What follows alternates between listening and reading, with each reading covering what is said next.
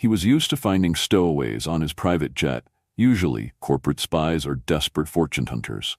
But when he discovered the exhausted woman curled up in his leather seat, something shifted in his chest that terrified him more than any business rival ever could. She looked so peaceful, so vulnerable, that waking her felt like a crime, until she opened her eyes and looked at him like he was her salvation. Doris Morgan's sneakers squeaked against what she assumed was surprisingly elegant flooring for a budget airline terminal. After pulling a brutal 16-hour double shift at Mount Sinai Hospital, her exhausted mind barely registered the marble beneath her feet, or the way crystal light fixtures cast rainbow patterns across polished surfaces. All she could think about was reaching Atlantic City for her first vacation in 2 years, 3 precious days away from the relentless demands of the cardiac unit. The other passengers around her looked unusually well-dressed for an economy flight, but Doris chalked it up to weekend gamblers heading to the casinos. She clutched her boarding pass, Gate 47B, and followed the small group through what seemed like an oddly luxurious boarding area. The exhaustion weighing down her shoulders made everything feel dreamlike and distant. "This is surprisingly nice," she murmured to herself, sinking into what felt like butter-soft leather instead of the cramped plastic seats she'd expected. The spacious cabin had warm lighting, polished wood accents, and glasses that actually looked like real crystal. Maybe they upgraded the budget flights. Her eyelids grew heavy as she settled in, her dark curls escaping from the messy bun she'd twisted together before leaving the hospital. The uniform scrubs she still wore were wrinkled from her long shift, and she barely had time to grab her small weekend bag before rushing to catch this flight. The nursing home bill for her grandmother had taken most of her savings, leaving just enough for this modest getaway that she'd planned and saved for over 8 months. The flight attendant, if that's what she was, moved with the grace of someone serving champagne at a 5-star restaurant rather than distributing peanuts on a commercial airline. Doris blinked slowly, too tired to question why the woman was offering her Dom Perignon instead of the complimentary ginger ale she'd expected. "Thank you," Doris whispered, accepting the crystal flute. The bubbles tickled her nose as she took a tentative sip. It tasted like liquid starlight, nothing like the cheap sparkling wine she occasionally splurged on for special occasions. But fatigue clouded her judgment, making her assume this was simply how airlines tried to compete these days. The engines hummed to life with a smoothness that surprised her. Commercial flights usually vibrated through her bones, but this felt like floating on air. She leaned back against the impossibly comfortable seat, feeling her body sink into cushioning that seemed designed specifically for her frame. For the first time in months, her chronically aching back began to relax. That's when she heard the voice that would change everything. "Excuse me, ma'am." Doris opened her eyes to find a man standing in the aisle beside her seat, and her breath caught in her throat. He was tall, probably 6'2", with dark hair that looked like he'd run his fingers through it, and sharp green eyes that seemed to see straight through her. His charcoal suit was clearly custom-tailored, fitting his athletic frame with the kind of precision that spoke of serious money. But it was his face that made her pulse quicken. Strong jawline, lips that looked like they rarely smiled, and an expression of complete bewilderment. "Yes," she managed, suddenly aware of how disheveled she must look compared to this man, who appeared to have stepped from the pages of a business magazine. "I'm Eric Snow," he said, his voice carrying an authority that made her straighten in her seat. "And I believe you're on my private jet." The crystal flute slipped from Doris's fingers, and only Eric's lightning-fast reflexes prevented Dom Perignon from staining her scrubs. His hand closed over hers as he studied the glass, and the contact sent an electric shock up her arm that had nothing to do with static electricity. "You're what?" she whispered, staring into those impossibly green eyes. "My private jet," he repeated, but his tone had softened. Up close, she could see laugh lines around his eyes, though he didn't seem like a man who laughed often. "This is my aircraft. I'm not sure how you ended up here, but—" "No, no, no," Doris interrupted, panic beginning to cut through her exhaustion. She fumbled for her boarding pass with trembling fingers. "This is Flight 447 to Atlantic City. See? Gate 47B. I paid for this ticket 8 months ago. Eric glanced at the boarding pass, then at the flight attendant who had appeared at his elbow. The woman, whose name tag read Suzanne, leaned down to whisper something in his ear. Doris watched his expression shift from annoyance to understanding to something that looked almost like amusement. "Miss Morgan," he said, reading her name from the boarding pass. "Flight 447 departed from gate 47A. Approximately 20 minutes ago. This is gate 47B, which is where my jet was scheduled for departure." He paused, studying her face with an intensity that made her skin flush. "You boarded the wrong aircraft." The words hit her like a physical blow. Her vacation, her carefully saved money, the hotel room she'd already paid for. Everything began spinning as the reality of her mistake crashed over her. "But I followed other passengers," she said weakly. "They were getting on this plane." "My business associates," Eric confirmed. "We were departing at the same time as your commercial flight." He glanced toward the cockpit. "And we're currently at 15,000 feet, climbing." Doris felt the blood drain from her face. She was trapped in the sky with a stranger, a billionaire, apparently, who looked like he could buy and sell her entire world without noticing the expense. Worse, she was stranded in her wrinkled scrubs, exhausted beyond measure, having just made the most embarrassing mistake of her adult life. "I have to get off," she said desperately, knowing even as the words left her mouth how ridiculous they sounded. Something shifted in Eric's expression as he watched her struggle with panic. The businesslike mask slipped, revealing something warmer underneath. He crouched down beside her seat, bringing his face level with hers, and when he spoke, his voice was gentler than she'd expected. "I'm afraid that's not possible at the moment," he said. "But Atlantic City is where we're headed anyway. There's been a weather delay that's going to extend our flight time, but you'll reach your destination." He paused, those green eyes searching her face. "Are you all right? You look like you're about to faint." The concern in his voice was genuine, and it was that unexpected kindness that finally broke through her rising panic. Doris took a shaky breath, trying to process the impossibility of her situation. She was on a private jet belonging to a man who probably spent more on his morning coffee than she made in a week. She didn't belong here among the crystal and marble and soft leather that whispered of wealth beyond her imagination. But Eric Snow was still crouched beside her seat, waiting for her answer with patient green eyes that held no judgment, only concern. "I'm a nurse," she said finally, as if that explained everything. "I work at Mount Sinai Hospital. I just finished a 16-hour shift, and I haven't slept properly in, I can't even remember how long. I've been saving for this vacation for 8 months, working double shifts to pay for my grandmother's nursing home and my student loans. And She stopped, realizing she was babbling to a complete stranger about her financial struggles. "You're exhausted," Eric said simply. It wasn't a question. "Beyond exhausted," Doris admitted. Something about his steady presence made her want to tell the truth. "I honestly don't know how I made such a stupid mistake. I'm usually so careful, so organized, but today, everything just felt like I was moving through fog." Eric stood slowly, and for a moment, Doris thought he was going to summon his flight attendant to deal with the problematic stowaway. Instead, he surprised her by settling into the seat across from hers. In the intimate confines of the jet's cabin, their knees almost touched, and she could smell his cologne. Something sophisticated and warm that made her think of expensive whiskey and cedar. "When was the last time you took a vacation?" he asked. The question caught her off guard. This was supposed to be it. 3 days in Atlantic City. Nothing fancy, just quiet. Time to breathe without someone coding, or a family member needing answers I don't have, or insurance companies questioning every treatment decision. "That sounds incredibly stressful," Eric said, and something in his tone suggested he understood more about pressure than his privileged appearance suggested. "It's what I signed up for," Doris replied, then found herself adding, "Though some days I wonder if I'm strong enough for what the job demands.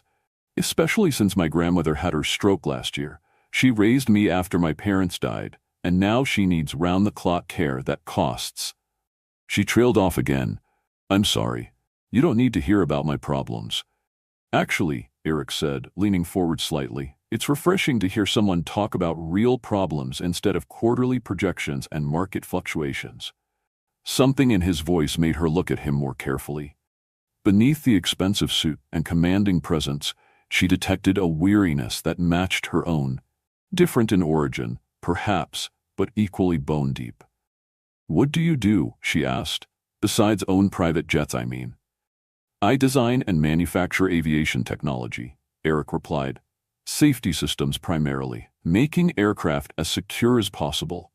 His jaw tightened almost imperceptibly. "My parents died in a plane crash when I was 22.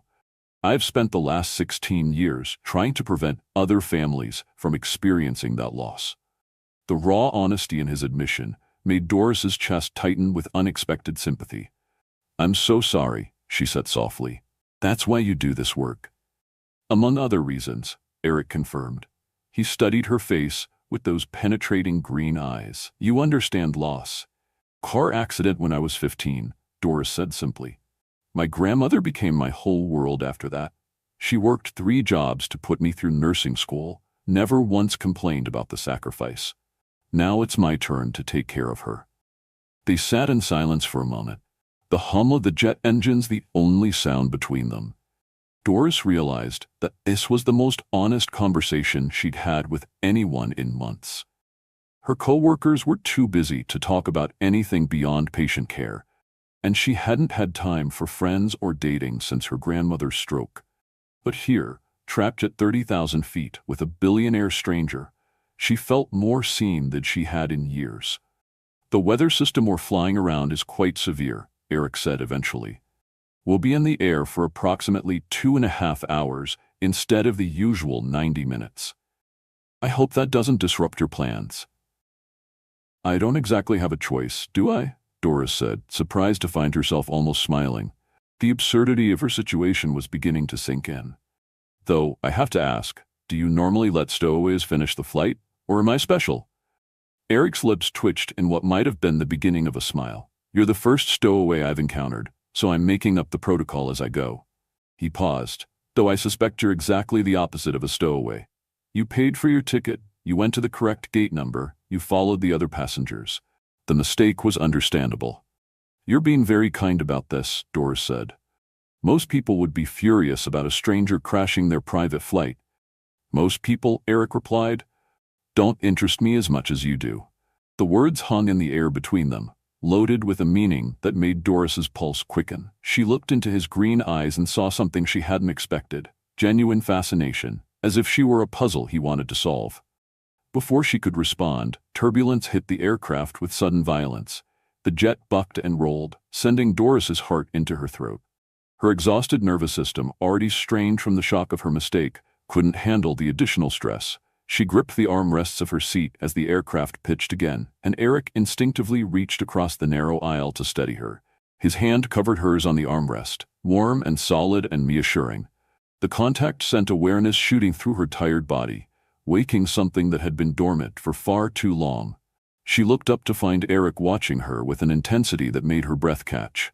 "I've got you," he said quietly, his thumb tracing across her knuckles. "The aircraft is perfectly safe.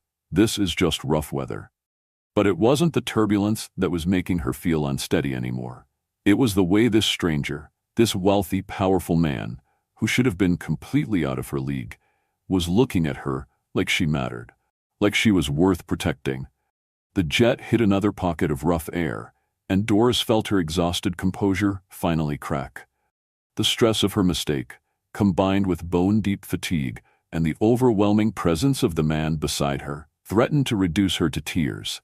She was supposed to be on vacation, supposed to be relaxing, not trapped in an impossible situation with someone who made her feel things she had no business feeling. "Hey," Eric said softly, sensing her distress. He released her hand, only to unfasten his seatbelt, and move to the seat directly beside her. "Look at me." Doris turned to face him, startled by how close he was now. She could see gold flecks in his green eyes, could count the faint lines that suggested he spent time squinting into sunlight despite his indoor profession. "Breathe with me," he instructed, his voice calm and authoritative in a way that made her want to obey. "In through your nose, hold for 4 counts. Out through your mouth. Can you do that? She nodded, following his lead as he demonstrated the breathing pattern. His presence was oddly soothing, despite the fact that he was essentially a stranger. There was something about his confidence, his complete self-possession, that made her feel safer than she had any right to feel. Better? He asked, after several minutes of guided breathing. Better, Doris confirmed, though she was acutely aware of how inappropriate it was for her to be sitting this close to him, accepting comfort from someone she'd just met. Thank you. I don't usually fall apart like that. You're not falling apart, Eric said firmly. You're exhausted, stressed, and dealing with a situation that would rattle anyone. The fact that you're handling it as well as you are speaks to your strength. The sincerity in his voice made something warm unfurl in her chest. When was the last time someone had acknowledged her strength instead of just expecting it? Can I ask you something? Doris said impulsively. Of course. Why aren't you angry? I mean really angry. I crashed your private flight. I'm clearly not someone who belongs in your world. And now you're stuck with me for the next 2 hours. Most people in your position would be calling security or demanding I pay for the inconvenience. Eric was quiet for a long moment, his green eyes studying her face with that same intense focus that made her feel exposed and seen all at once. Because, he said finally, you're the first real person I've encountered in longer than I care to admit. He paused. Everyone in my world wants something from me. Money, connections, business opportunities, social advancement. They perform rather than simply exist. But you, he shook his head slightly. You boarded my jet by accident. You're mortified by the mistake. And you're sitting here in your work clothes, talking to me about your grandmother and your patients like I'm just another person. Do you have any idea how rare that is? Doris felt heat rise in her cheeks. I don't know how to be anything other than myself. Exactly, Eric said, and this time his smile was full and genuine. That's exactly what I mean. Have you ever been in Doris's shoes, completely out of your element but too exhausted to care? Tell me about a time when you found yourself in the wrong place at exactly the right moment. Let me know where you're watching from. And hit subscribe if this unlikely encounter is already capturing your heart. The turbulence intensified suddenly, and this time, Doris couldn't suppress the small cry that escaped her lips.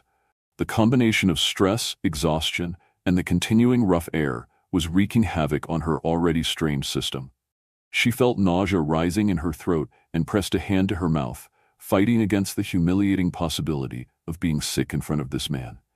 Doris? Eric's voice sharpened with concern as he noticed her distress.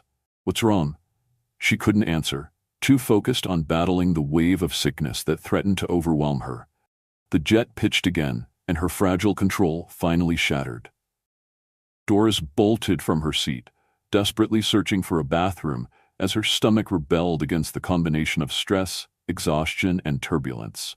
Eric was on his feet instantly, following her down the narrow aisle as she stumbled toward the back of the aircraft. She barely made it to the luxurious bathroom before her body betrayed her completely, and she found herself violently sick into what appeared to be a gold-plated toilet. The humiliation was almost worse than the physical distress.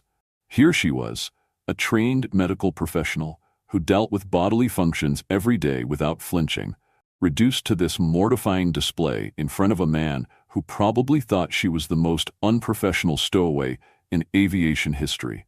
Gentle hands gathered her curls away from her face, and she realized Eric had followed her into the small space. He didn't seem disgusted or annoyed. Instead, he held her hair with one hand, while the other rubbed soothing circles on her back as another wave of nausea hit her. Easy, he murmured, his voice soft and reassuring. Just let it happen. Fighting it only makes it worse. When the worst had passed, Doris slumped against the bathroom wall, too weak and embarrassed to look at him. I'm so sorry, she whispered. This is mortifying. I've completely destroyed your flight, your bathroom, your... Doris. Eric's voice was firm but kind. Stop apologizing.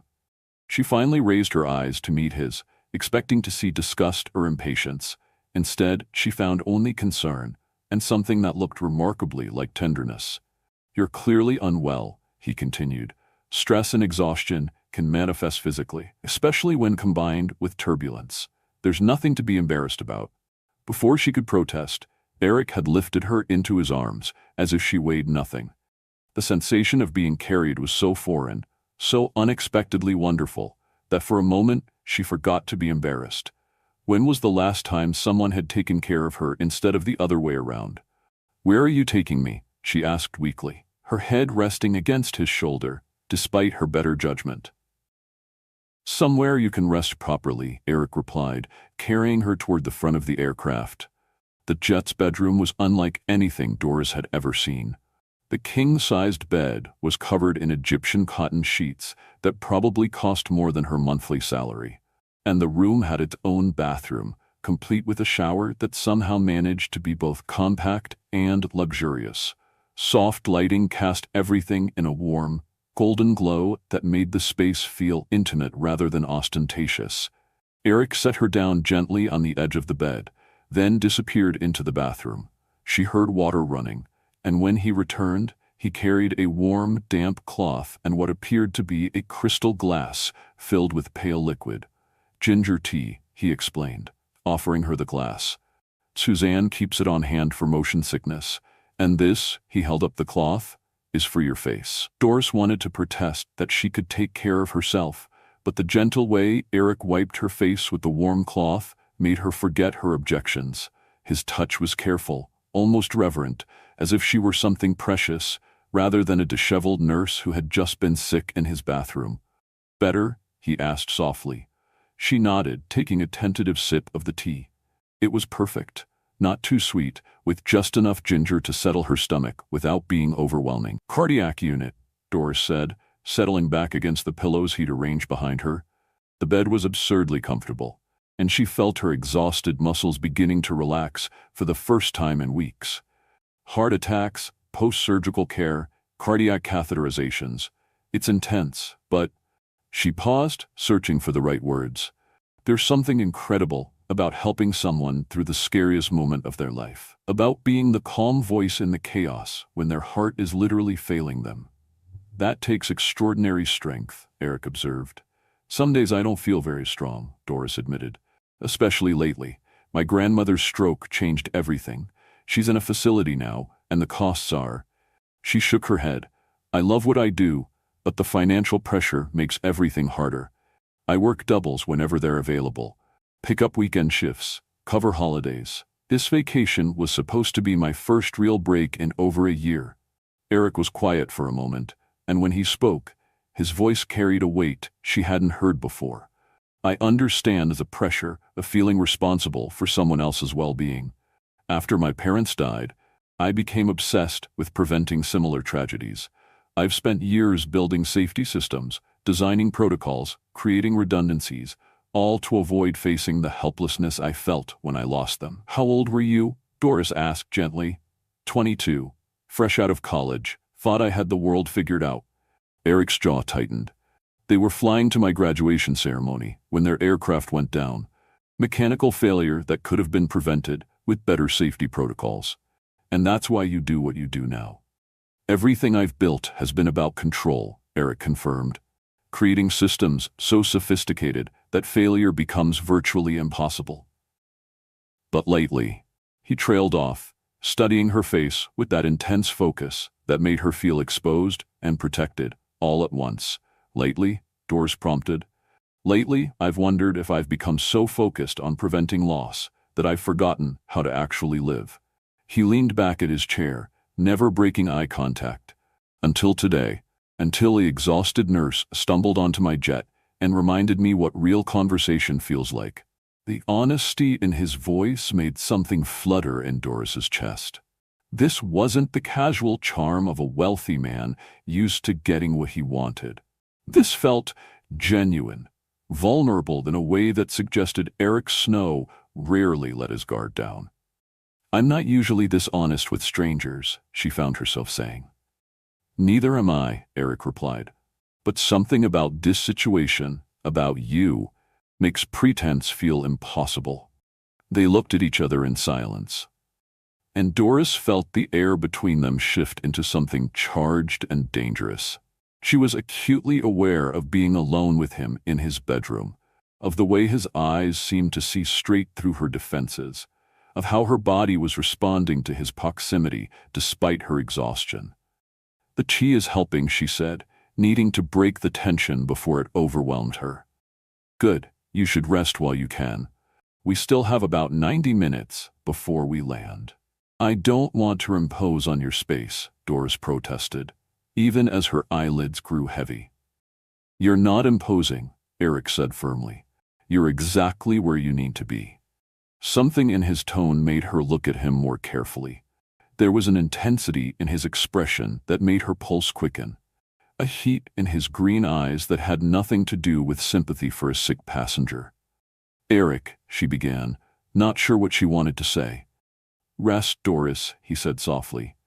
"I'll be right here." Against her better judgment, she let her eyes drift closed. The combination of the ginger tea, the impossibly comfortable bed, and Eric's steady presence was more effective than any sleep aid. For the first time in months, she felt truly safe, truly cared for. She dozed fitfully, vaguely aware of Eric's presence in the chair beside the bed. Once, when turbulence jolted her awake, she found him reading what appeared to be technical specifications, but his attention immediately focused on her when she stirred. "How are you feeling?" he asked. "Better," she said honestly. The nausea had passed, and while she was still exhausted, the rest had helped more than she'd expected. "Much better, actually." "Excellent. We should be beginning our descent soon." Doris sat up slowly, testing her body's response. Her stomach remained settled, and while her energy was far from restored, she no longer felt like she might collapse at any moment. "I should probably return to my seat," she said reluctantly. Part of her wanted to stay in this intimate space with Eric, where the outside world felt distant and manageable. "Actually," Eric said, "there's something we need to discuss." Something in his tone made her attention sharpen. "What kind of something?" Eric pulled out his phone, glancing at what appeared to be several missed messages. His expression grew troubled as he read.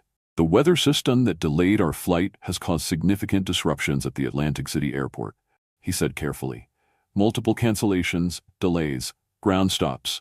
According to my pilot, we're looking at a potentially lengthy delay before we can land." "How lengthy?" Doris asked, though she suspected she didn't want to know the answer. "Possibly several hours, maybe more." Eric set down his phone and looked at her directly. "There's also the question of your return flight to New York. If that's been canceled due to weather." The implications hit her like a physical blow. Her carefully planned vacation, her non-refundable hotel reservation, her limited budget that couldn't absorb unexpected expenses, everything was potentially falling apart. "I can't afford to extend my trip," she said quietly. "If my return flight is canceled, if I have to book last-minute accommodations." She shook her head. "I should probably just find a way to get back to New York as soon as possible." "Absolutely not," Eric said, his voice carrying a surprising amount of conviction. "You came here for a vacation, and you deserve to have one. I won't let a weather delay and airline incompetence ruin what you've been planning for months." "Eric, you don't understand. I can't just throw money at problems the way you can. I have exactly enough budgeted for 3 days, and that's assuming everything goes according to plan." "Then it's fortunate," Eric said, standing and moving closer to the bed, "that you happen to be traveling someone who can ensure everything goes according to a better plan." Before Doris could ask what he meant, the intercom crackled to life. "Mr. Snow, this is Captain Edwards. We've been cleared for an emergency landing at Atlantic City International, but I'm afraid we have a significant problem waiting for us on the ground." Eric moved to the intercom panel, his expression immediately shifting to business mode. "What kind of problem, Charles?" "Sir, the storm has caused massive flooding in the hotel district. Half the city is without power, and most accommodations are either flooded or overbooked with stranded travelers. The Grand Atlantic, where Miss Morgan presumably has a reservation, has been evacuated due to electrical issues." Doris felt her heart sink. Her carefully saved vacation was dissolving before her eyes, and there was nothing she could do to stop it. "What are our options?" Eric asked, his voice crisp with authority. "Limited, sir. I've managed to secure rooms at the Ocean View Resort, but due to a medical convention that was already in town, there was only one room available. It's a suite, but..." The pilot's voice trailed off diplomatically. "But there's only one room," Eric finished. "Yes, sir. I could try other properties, but given the weather situation and the number of stranded travelers..." Eric glanced at Doris, who was staring at him with wide eyes. The implications of sharing a room with this man this wealthy, devastatingly attractive stranger who made her feel things she had no business feeling sent panic shooting through her already overwhelmed system. "Charles, book the suite," Eric said decisively. "We'll figure out the sleeping arrangements when we get there." "Very good, sir. We should be touching down in approximately 20 minutes. As the intercom clicked off, silence filled the cabin. Doris sat on the edge of the bed, trying to process this latest development in what was already the most surreal day of her life. "Eric, I can't share a room with you," she said finally. "I don't even know you." "You know me better than most people do," Eric replied, settling back into the chair beside the bed. "And I give you my word that you'll be completely safe. I can sleep on the couch, or we can see if the hotel has a rollaway bed." "It's not about safety," Doris protested, though part of her knew that wasn't entirely true. She felt safe with Eric in a way that defied logic. But that safety came with its own dangers. "It's about propriety, about the fact that I'm clearly not in your league, and this whole situation is already impossible enough, without adding shared accommodations to the mix." Eric's expression shifted, and when he spoke, his voice carried a hint of frustration. "What league do you think I'm in exactly?" "The league where people own private jets and wear suits that cost more than my monthly salary," Doris said bluntly. "The league where a weather delay is an inconvenience rather than a financial catastrophe." "And what league are you in?" Eric asked, leaning forward in his chair. "The league where people work double shifts to pay for their grandmother's nursing home and save for 8 months to afford 3 days in Atlantic City," Doris replied. "The league where sharing a hotel room with a man I just met would be complicated."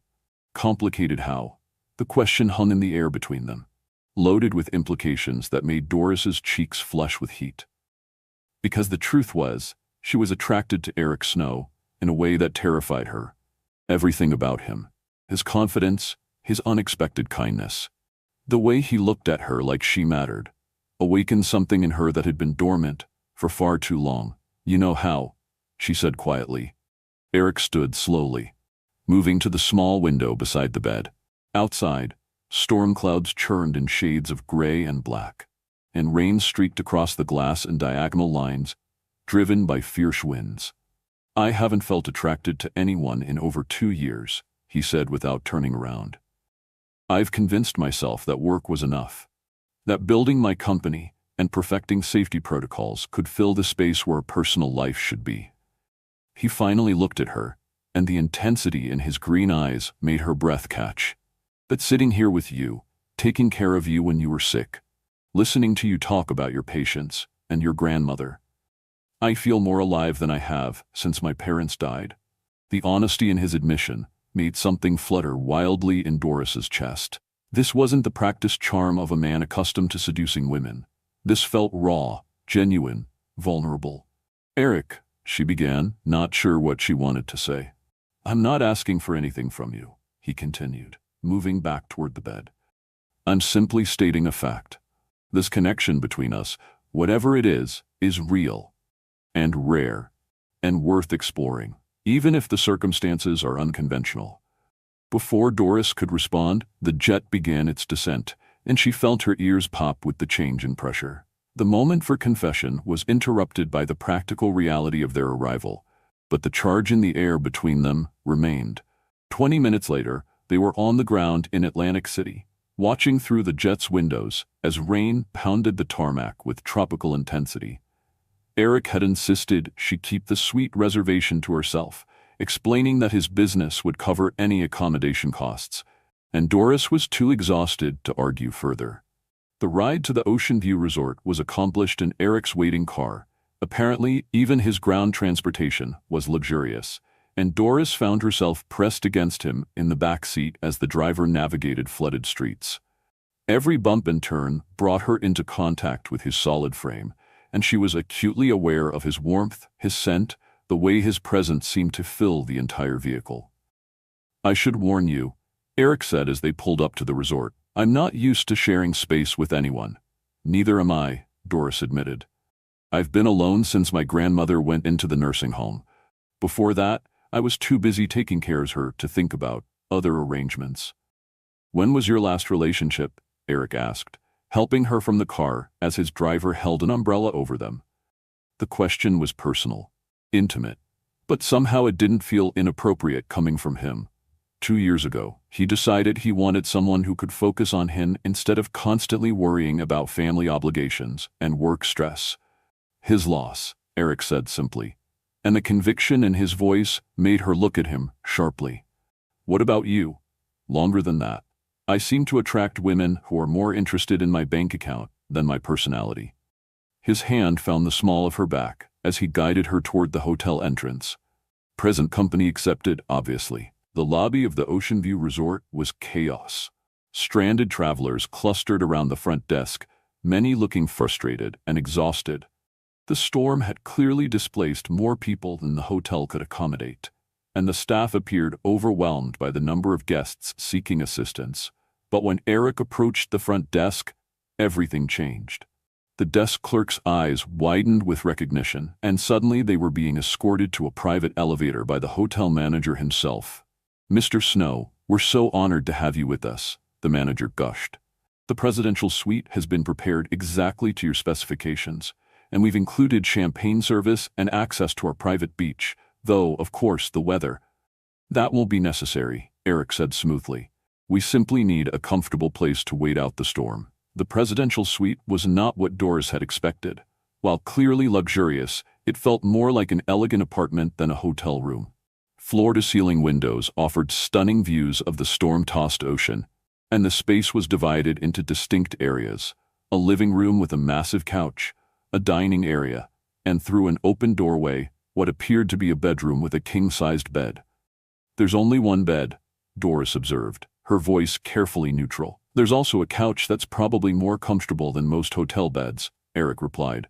"And we're both adults who can handle an unconventional situation with maturity." But as the hotel manager departed, leaving them alone in the intimate space with the storm raging outside, Doris wondered if maturity would be enough to navigate the tension that seemed to crackle between them every time they were in close proximity. "I should probably call the hospital," she said, pulling out her phone. "Let them know about the weather delay in case they need me to cover extra shifts when I get back." "Absolutely not," Eric said firmly. "You're on vacation. The first vacation you've taken in over a year. Whatever happens at the hospital while you're gone, they'll manage without you." "But if they're short-staffed, Doris," Eric's voice was gentle but immovable, "you cannot take care of everyone else if you don't take care of yourself first. That's not selfish, it's necessary." The concern in his voice made something warm unfurl in her chest. When was the last time someone had worried about her well-being, instead of simply expecting her to handle whatever crisis arose? "I'm not very good at taking care of myself," she admitted. "Then it's fortunate you're stuck here with someone who's very good at taking care of other people," Eric said, moving closer to her. "When was the last time you had a proper meal?" The question made her realize she couldn't remember. Hospital cafeteria coffee and vending machine snacks had been sustaining her for days. "I don't actually know," she said. "That settles it. We're ordering room service, and you're going to eat something nutritious while I figure out how to salvage your vacation plans." Before Doris could protest, Eric had picked up the hotel phone and was speaking with room service in the authoritative tone of someone accustomed to getting exactly what he wanted. She found herself watching the way his hand moved as he spoke, the confident set of his shoulders, the way his hair fell across his forehead when he leaned forward to write something down. Everything about him should have intimidated her: his wealth, his obvious power. The way the hotel staff had practically bowed when he walked in. But instead of feeling intimidated, she felt protected, cared for in a way that was both foreign and desperately welcome. Food will be here in 30 minutes, Eric announced, hanging up the phone. In the meantime, why don't you get comfortable? There are robes in the bathroom if you want to get out of your scrubs. The suggestion was practical, but it sent heat flooding through Doris's body. The idea of wearing nothing but a hotel robe while alone with Eric in this intimate space seemed dangerous in ways she wasn't prepared to examine. I didn't pack much, she said instead. Just enough for a simple weekend getaway. What did you have planned? Eric asked, settling onto the couch and patting the cushion beside him. Before the weather decided to interfere with your vacation. Doris hesitated before joining him on the couch. The furniture was large enough that they didn't have to sit close together, but when she settled next to him, she could feel the warmth radiating from his body. Nothing elaborate, she said. I wanted to walk on the beach, maybe read a book without being interrupted by alarms and call lights. Sweep for more than 4 hours at a time. Eat meals that didn't come from a vending machine. She paused. It sounds pathetic when I say it out loud. It sounds like exactly what someone in your position needs, Eric corrected. Rest, relaxation, time to recharge. Those aren't luxuries, they're necessities. Says the man who probably hasn't taken a vacation in years, Doris observed. Eric's smile was rueful. Touché. I can't remember the last time I did something purely for enjoyment rather than business necessity. Then maybe we're both exactly where we need to be, Doris said softly. Their eyes met across the small space between them, and something shifted in the air. The storm outside seemed to fade into background noise, replaced by the awareness humming between them. Eric's gaze dropped to her lips, then back to her eyes, and Doris felt her pulse quicken in response. Doris, he said, her name a question and a prayer all at once. She leaned toward him without conscious thought, drawn by something deeper than attraction. This felt inevitable, as if every moment since she'd stumbled onto his jet had been leading to this instant, where the space between them became unbearable. Eric's hand came up to cup her cheek, his thumb tracing across her skin with reverent gentleness. Are you sure? He asked, even as he leaned closer. Instead of answering with words, Doris closed the remaining distance between them, pressing her lips to his in a kiss that sent electricity shooting through her entire body. Eric's response was immediate and overwhelming, his arms coming around her as he deepened the kiss with a hunger that matched her own. Time seemed to slow as they explored this new territory. Hands tangling in hair, breath coming in short gasps between increasingly passionate kisses. Doris could taste storm and possibility on Eric's lips, could feel the restraint in his touch, even as his body responded to hers with obvious desire. When they finally broke apart, both breathing heavily, Eric rested his forehead against hers. That was, he began. Unexpected, Doris finished, her voice barely above a whisper. I was going to say perfect, Eric corrected, his thumb still tracing patterns on her cheek. Before Doris could respond, a sharp knock echoed through the suite, making them both freeze. The spell was broken, reality crashing back in the form of room service arrival. That would be dinner, Eric said, his voice rough with desire and frustration. As he moved to answer the door, Doris touched her lips with trembling fingers, still feeling the phantom pressure of his kiss. Everything about this situation was impossible, impractical, potentially disastrous for her carefully ordered life. But as she watched Eric interact with the room service staff with effortless authority, as she took in the way he'd insisted on caring for her despite barely knowing her, as she remembered the taste of his lips and the gentle strength of his hands, she realized she was already in far deeper than was safe. The storm outside showed no signs of abating, which meant they would be trapped here together for hours yet to come. Hours of fighting this attraction that threatened to consume them both. Hours of pretending that what had just happened between them hadn't changed everything. As Eric signed for their dinner and the staff departed, he turned back to her, with heat still blazing in his green eyes. And Doris realized, with a mixture of terror and anticipation, that the most dangerous part of her unexpected journey was just beginning. Now, Eric said, his voice carrying a promise that made her pulse race. Where were we? Before Doris could answer, Lightning flashed and thunder crashed so violently it shook the building. The lights flickered twice, then died completely, plunging them into darkness broken only by occasional lightning. "Well," Eric said with dry humor, "that answers that question." A hotel staff member arrived with emergency candles and apologies about the power outage. Eric lit several candles around the suite, creating an atmosphere that was both romantic and intimate. "This is not how I imagined my first vacation in 2 years," Doris said, settling beside him on the couch as their elegant dinner was served by candlelight. "Better or worse than expected?" Eric asked. "Different," she said carefully. "Definitely different." As they ate, Doris realized how hungry she actually was. The food was exceptional, and Eric's attentiveness was both wonderful and unsettling. "Can I ask you something personal?" she said. "After today, I think we're past boundaries," Eric replied. "What's it like? Having so much wealth that you can solve problems just by throwing money at them?" Eric considered this seriously. "Lonely, incredibly lonely. You never know if people want you for yourself or for what you can provide." "That sounds exhausting." "It is, which is why this afternoon has been so remarkable. You didn't know who I was. You were mortified rather than opportunistic. You've argued about accepting help." He looked at her across the candlelit space. "You are the first person in years to just talk to me like a normal person." "You are a normal person," Doris said. "Wealth doesn't change the fundamental human need for connection."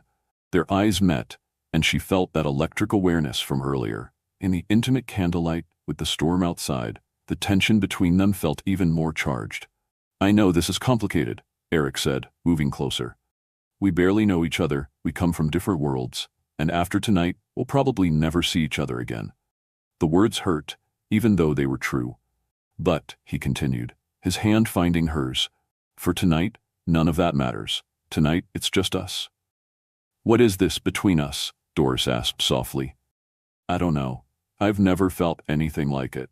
This immediate connection, like you're someone I've been waiting to meet my whole life." "This is crazy," she said, even as she leaned closer. "Completely insane," Eric agreed, cupping her cheek. "And I don't care." When he kissed her, it was deeper than before, more certain.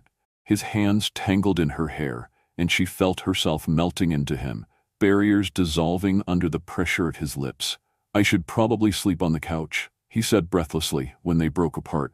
"Probably," she agreed, making no move to pull away. "The gentleman thing would be to give you privacy." "Very gentlemanly," she whispered, then kissed him again. This time Eric's control slipped. His arms pulled her closer until she was in his lap, and when his hand slipped under her scrub top, she made a sound that was part gasp, part moan.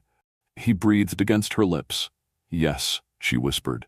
Eric stood, lifting her as he walked toward the bedroom. In the flickering candlelight, his eyes burned with desire and reverence. "Are you sure?" he asked, setting her beside the bed. Instead of answering, she kissed his neck, tasting salt and something uniquely Eric. His stride faltered, and she felt the groan that rumbled through his chest. "I need you to know," he said, framing her face. "This isn't just about tonight for me. What I feel for you is real." "I feel it too," she admitted. Eric's response was to kiss her with tender reverence, his hands moving to lift her scrub top. The fabric fell away, and Eric stared at her like she was the most beautiful thing he'd ever seen. "You're perfect," he whispered. Her hands found his shirt buttons, working them open with trembling fingers. When she pushed the fabric off his shoulders, she noticed the scars, thin white lines that spoke of past pain. "Car accident, when I was 25, Eric said, following her gaze. "They don't make you less beautiful," she said softly, tracing one with her fingertip. As the storm raged outside, and candlelight flickered across their skin, they discovered languages beyond words, communication that transcended their different worlds. Eric's hands and mouth learned every curve with reverent gentleness, and when she returned the favor, his responses were everything she'd hoped for. When they finally came together, it was with a tenderness that brought tears to her eyes. This wasn't just physical intimacy. This was emotional communion, the joining of two souls who had been incomplete until they found each other. Eric moved within her with gentle reverence, his forehead pressed against hers, their breathing synchronized as they discovered rhythms that seemed choreographed by destiny itself. "Doris," he whispered against her lips. Her name a prayer and a promise. "I know," she replied, understanding without words what he was trying to communicate. This connection between them was transformative, life-altering, the kind of profound recognition that changed everything. Afterward, they lay entwined in the darkness, the storm outside finally beginning to calm. Eric's fingers traced lazy patterns on her skin, while Doris listened to the steady rhythm of his heartbeat against her cheek. "What happens now?" she asked quietly. "Now we sleep," Eric said, pressing a kiss to the top of her head. "And in the morning, we figure out how to make this work." "Is that realistic?" Doris asked. "Making this work?" "I don't know," Eric admitted. "But I know I'm not ready to let you go. I know that what we just shared was the most real thing I've experienced in years. And I know that if there's a way to bridge the gap between our worlds, I want to find it."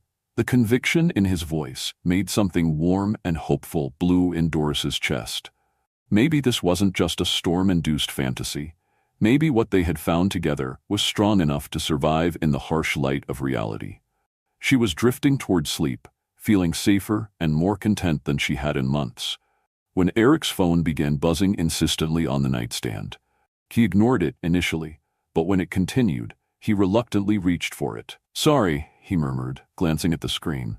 "I should probably." His expression changed as he read the message, his body tensing against hers. "What is it?"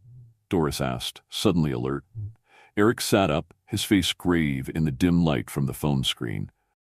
"It's from my business partner, Christine. She says there's an emergency with the company, something that requires my immediate attention." He scrolled through several more messages, his frown deepening. "She's been trying to reach me all evening." "Is it serious?" Doris asked, though she could see from his expression that it was. "I don't know, she's not usually one for dramatics, so she says it's urgent." Eric looked torn between duty and desire. "I should probably call her back." As Eric dialed Christine's number, Doris felt a chill that had nothing to do with the air conditioning. Something about this felt ominous, like the first crack in the perfect bubble they had created together. When Christine answered on the first ring, her voice was loud enough for Doris to hear clearly. "Eric, thank God. Where have you been? I've been calling since this morning about the investor situation, and now it's escalated into a full crisis. We have a problem. A major investor is threatening to pull out, and there are questions being raised about your associations." Doris felt her blood turn to ice. Associations. The word carried implications that made her stomach clench with dread. "What kind of questions?" Eric asked, his voice carefully controlled. "The kind that could destroy everything we've built," Christine replied, and even through the phone, Doris could hear the urgency in her voice. "Eric, we need to meet immediately, and you need to be very careful about who you're seen with until we can handle this crisis." Eric's eyes met Doris's across the bed, and she saw her own dread reflected in his expression. The implication was clear. She was the association that posed a problem, the complication that threatened his business empire. "I'll call you back in 10 minutes, Eric said curtly, ending the call. The silence that followed felt deafening. Doris pulled the sheet higher, suddenly feeling exposed and vulnerable in a way that had nothing to do with her physical state of undress. "She was talking about me," Doris said quietly. It wasn't a question. Eric ran a hand through his hair, his expression conflicted. "I don't know. Maybe. Christine can be protective of the business. Sometimes overly so. Protective enough to investigate the random woman you were seen with," Doris asked, though part of her already knew the answer. "Doris, listen to me," Eric said, reaching for her hands. "Whatever this is about, it doesn't change what just happened between us. It doesn't change how I feel about you." But even as he spoke the words, Doris could see doubt creeping into his eyes. The magic of their connection was being poisoned by the intrusion of his real world, a world where billionaire CEOs didn't get involved with working-class nurses without consequences. "Maybe it should," Doris said, pulling her hands from his grasp. "Maybe Christine is right to be concerned. What do you really know about me, Eric? I'm a stranger who accidentally boarded your plane. For all you know, I could be anyone. A con artist, a corporate spy, someone with ulterior motives. You're not, Eric said firmly. I know you're not. How? Doris challenged, climbing out of bed and reaching for her clothes. Because we had good conversation? Because the chemistry was incredible? People can fake those things, Eric. Especially if there's enough money at stake. Eric's face darkened. Is that what you think this was? Some kind of elaborate scheme? No, Doris said, pulling on her scrubs with jerky movements. But that's what your business partner thinks, isn't it? And if she's investigating me, what do you think she's going to find? What do you mean? Doris turned to face him, her heart breaking as she spoke the words that would shatter the perfect bubble they had created. She's going to find out that I'm drowning in student loan debt, that I work overtime constantly to pay for my grandmother's nursing home, that I can't afford basic luxuries like vacations or new clothes or anything that doesn't involve survival. Her voice cracked slightly. She's going to find someone who looks exactly like the kind of person who might seduce a wealthy man for financial gain.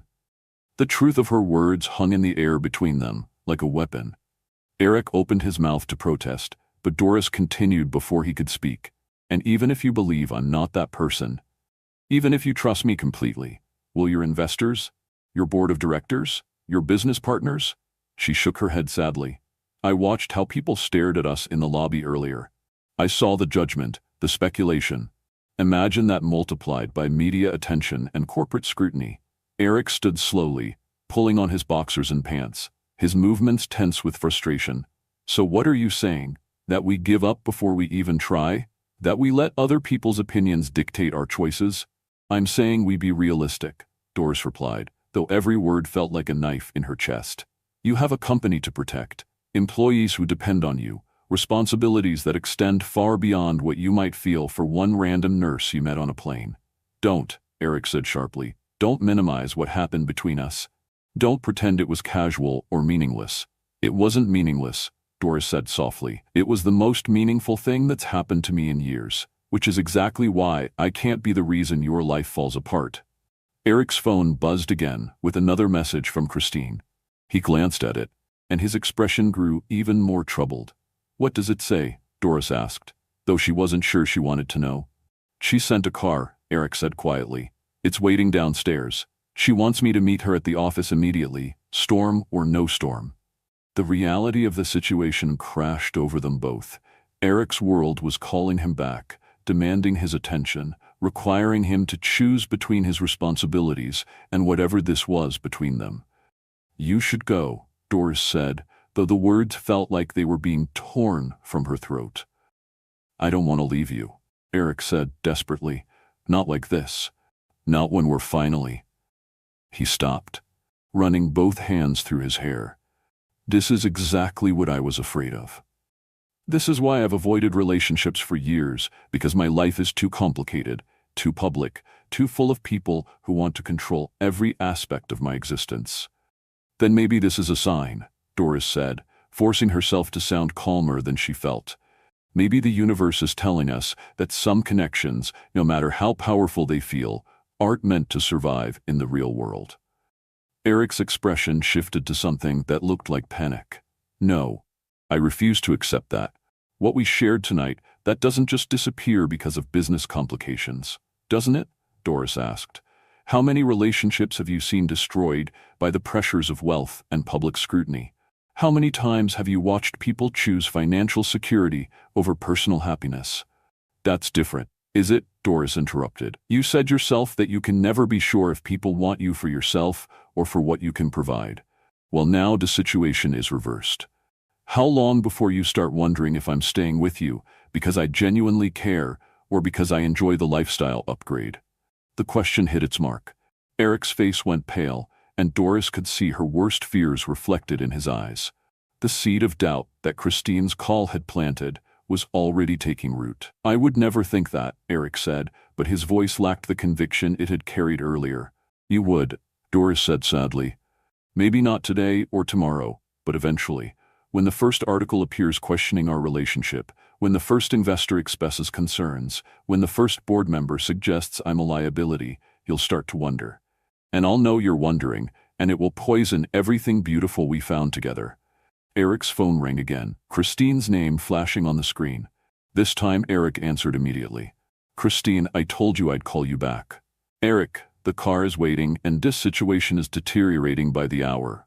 Christine's voice was sharp with urgency. Whatever personal drama you're dealing with needs to wait. Your entire company is at risk. I'll be down in 5 minutes, Eric said tersely, ending the call. He turned back to Doris, his expression tortured. Come with me. What? Come with me to New York. We'll figure this out together. Christine is overreacting. She always does when she feels like she's losing control of a situation. Once I talk to her, once I handle whatever crisis she thinks is happening, we can. Eric, stop. Doris's voice was gentle but firm. Listen to yourself. You're talking about handling a crisis that involves me, managing a situation where I'm the problem. That's not the foundation for a healthy relationship. You're not the problem, Eric insisted. The problem is a business culture that thinks it can dictate personal choices. The problem is people who believe wealth comes with the obligation to live according to other people's expectations. And fighting that culture could cost you everything you've built, Doris pointed out. Is what we have worth that risk? The question hung between them, unanswered and unanswerable. Because how could they know? They had shared one perfect evening. One night of incredible connection. But was that enough to base life-altering decisions on? Eric's phone buzzed with yet another message. He glanced at it, and Doris saw his jaw tighten with what looked like anger. What now? She asked. Christine has discovered that there are photos, Eric said grimly. Someone in the hotel lobby took pictures of us together during the evacuation. They're already circulating on social media, with speculation about my mystery woman. Doris felt the blood drain from her face. Photos? Nothing inappropriate, Eric said quickly. Just us together. Me with my hand on your back, the way I was looking at you. He paused, but apparently that's enough to start rumors. The implications crashed over Doris like a wave. Her face, her identity, would soon be public knowledge. Her co-workers would see the photos, her grandmother's nursing home staff. Everyone in her carefully constructed private life would know she had spent the night with a billionaire.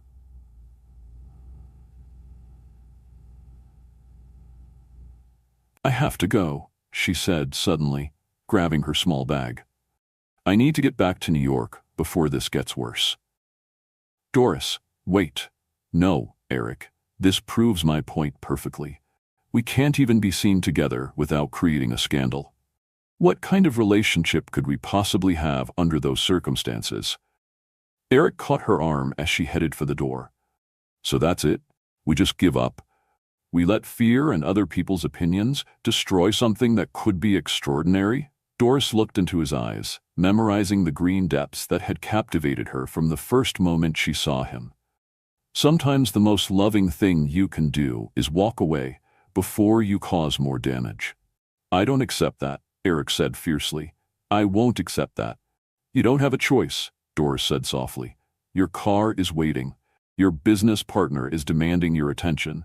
Your company is supposedly in crisis, and I'm just the complication that's causing problems for everyone. She reached up and touched his face one last time, trying to memorize the feel of his skin under her fingertips. Thank you for the most beautiful night of my life. Thank you for making me feel special and wanted and cherished. I'll never forget it. Before Eric could respond, before he could try to change her mind or make promises they both knew he might not be able to keep, Doris kissed him one last time. A soft, lingering goodbye that tasted like tears and regret and the death of possibilities. Then she walked out of the suite, leaving behind the man who had shown her what love could feel like and the future they might have built together under different circumstances. Eric didn't follow her, and she was grateful for that small mercy. She couldn't have handled another argument, another attempt to convince her that love could conquer the practical realities that stood between them. Have you ever had to walk away from someone you loved to protect them from the chaos your presence might bring to their life? Sometimes the most selfless act is recognizing when you're not the right fit for someone's world, no matter how right they feel for yours. Let me know in the comments if you think Doris made the right choice. And don't forget to subscribe if this story is breaking your heart as much as it's breaking mine. As the elevator descended toward the lobby, Doris felt like she was leaving her heart behind on the 20th floor. But she also felt like she was doing the right thing, the mature, selfless thing that would protect Eric from the complications her presence would inevitably bring to his carefully ordered world. She made it to the lobby, managed to book a car back to New York using her emergency credit card, and was settling into the back seat for the long drive home when her phone buzzed with a text from an unknown number. The message was short and devastating. "We need to talk. I know exactly who you are and what you're trying to do to Eric. Meet me at the address below, or I'll make sure you regret ever boarding that plane." It was signed with a single initial, C. Doris stared at the threatening text, her blood turning to ice. Christine wasn't just manipulating business, she was tracking Doris's movements. Against her better judgment, she gave the driver the diner address. The 24-hour diner was nearly empty, except for Christine, who sat in a back booth, looking like she'd stepped from a business magazine, despite the late hour. Her smile was sharp enough to cut glass. "Miss Morgan," Christine said, gesturing to the seat across from her, "thank you for coming." "What do you want?" Doris asked, sliding into the booth. "To discuss your relationship with Eric Snow." Christine's ice-blue eyes assessed every detail of Doris's appearance. "I've seen the photos from the hotel. The way that man looks at you. I've known Eric for 15 years, and I've never seen him look at anyone like that."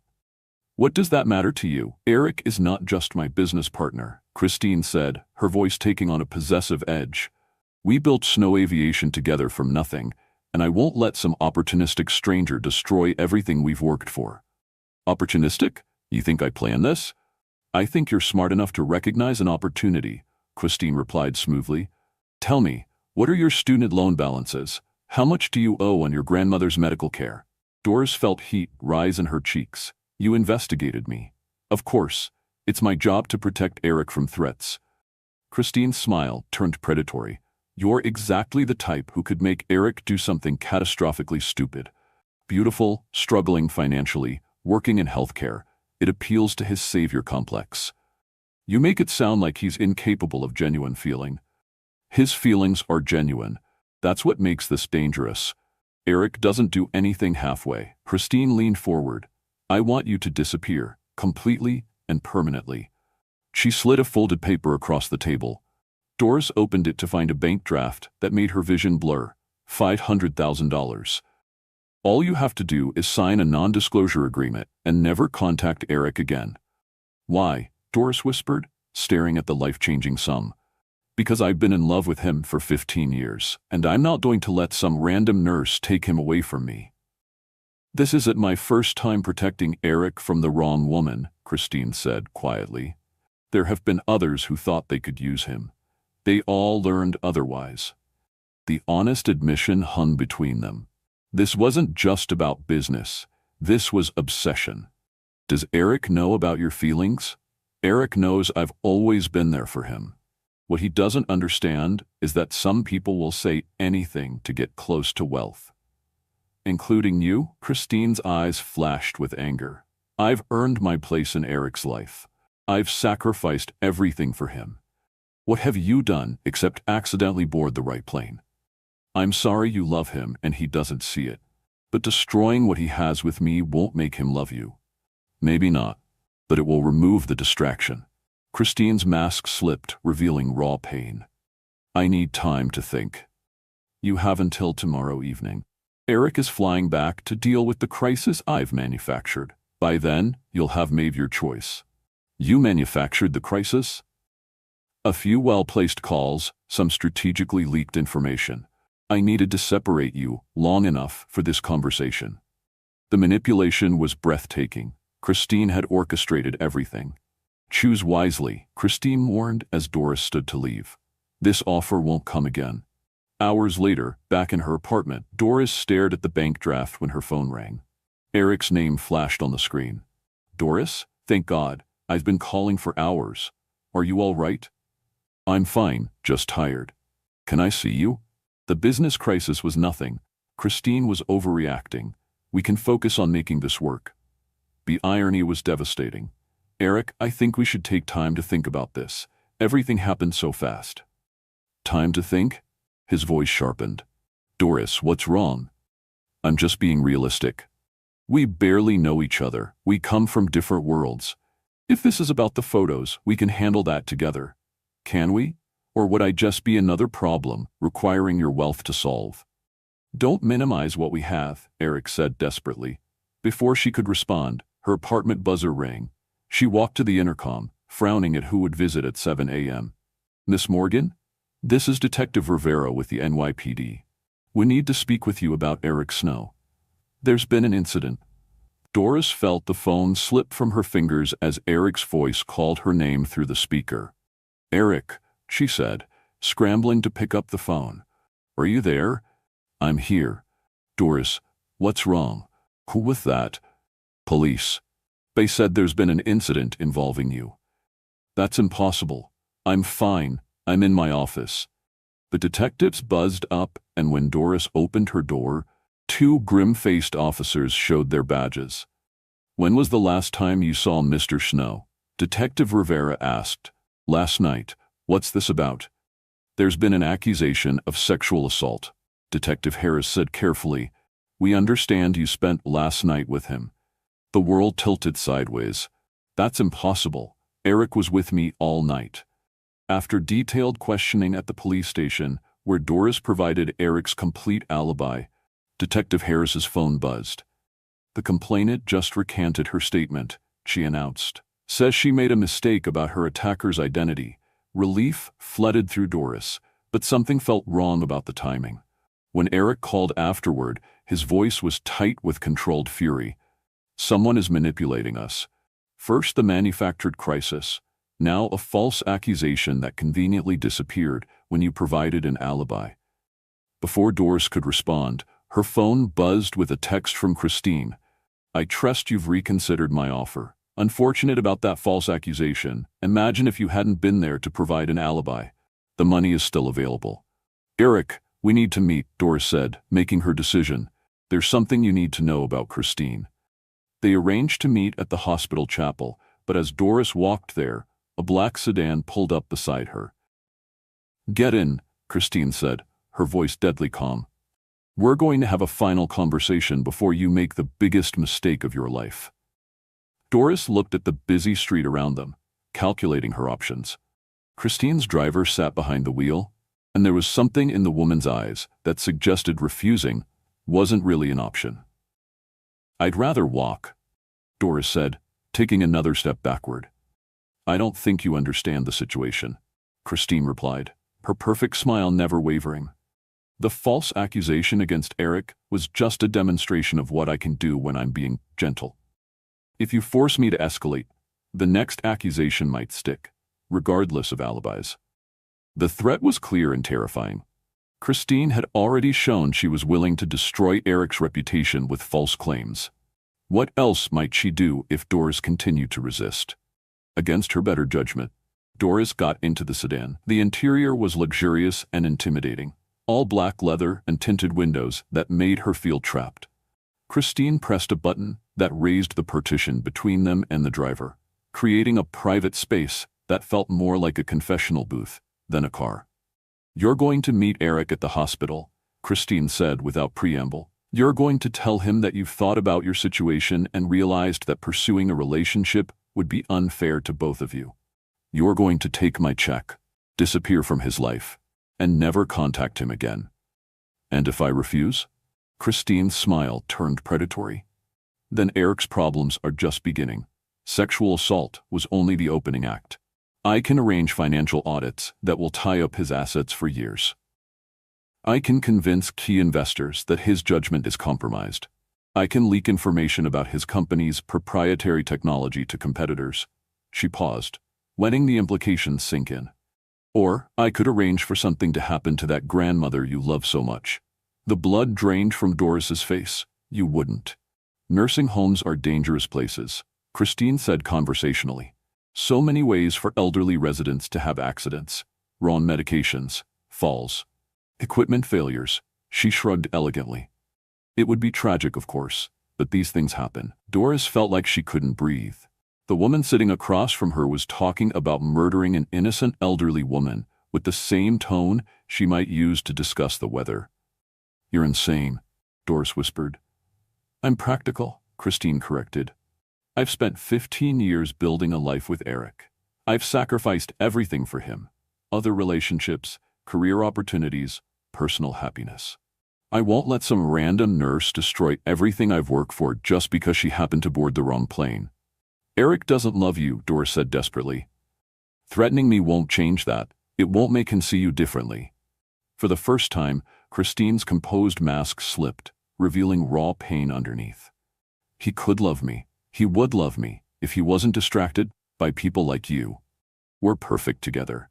We understand each other's work. We share the same social circle. We have compatible life goals. What we have is real and lasting, not just some fleeting attraction based on novelty. What you have is friendship, Doris said gently, and you're about to destroy even that with your obsession. I'm protecting it, Christine snapped. From gold diggers and opportunists who see Eric as a solution to their financial problems, rather than as a person worth loving. Is that really what you think I am? I think you're a good person who found herself in an impossible situation, Christine said, her voice softening slightly.